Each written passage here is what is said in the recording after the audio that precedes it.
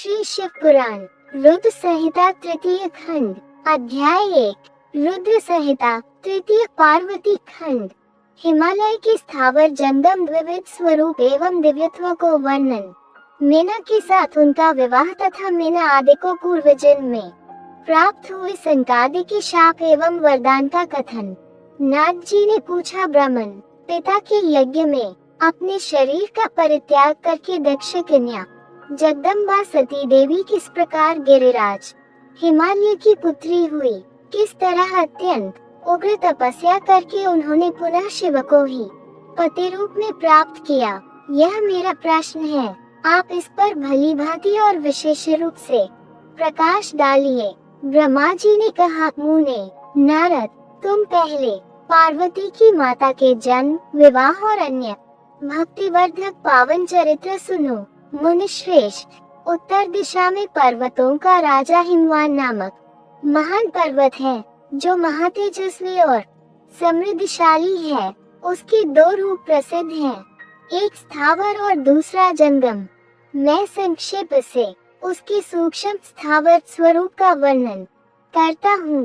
वह रमणीय पर्वत नाना प्रकार के रलों का आकर खान है और पूर्व तथा पश्चिम समुद्र के भीतर प्रवेश करके इस तरह खड़ा है, मानो भूमंडल को नापने के लिए कोई मानदंड हो।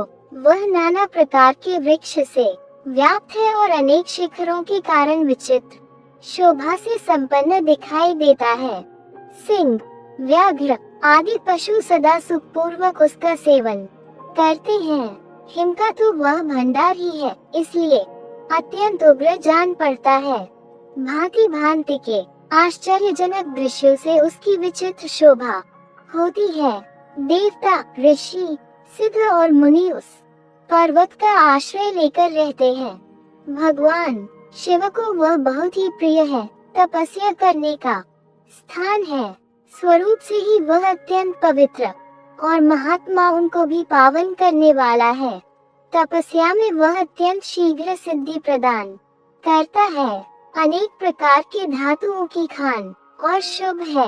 वही दिव्य शरीर धारण करके सर्वांग सुंदर रमणीय देवता के रूप में भी स्थित है।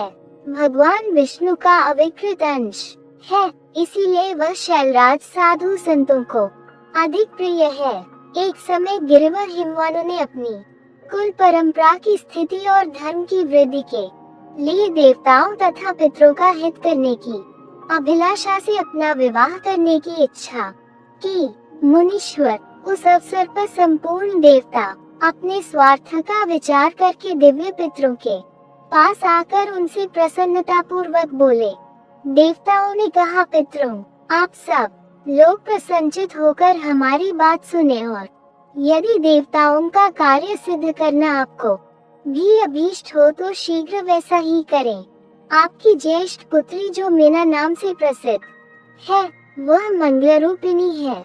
उसका विवाह आप लोग अत्यंत प्रसन्नता पूर्वक हिमवान पर्वत से कर दें। ऐसा करने पर आप सब लोगों को सर्वथा महान लाभ होगा और देवताओं के दुखों का निवारण भी पग पग पर होता रहेगा। देवताओं की यह बात सुनकर पितरों ने परस्पर विचार करके स्वीकृति दे दी और अपनी पुत्री मीना को विधि पूर्वक हिमालय के हाथ में दे दिया। उस परम मंगलमय विवाह में बड़ा उत्सव मनाया गया।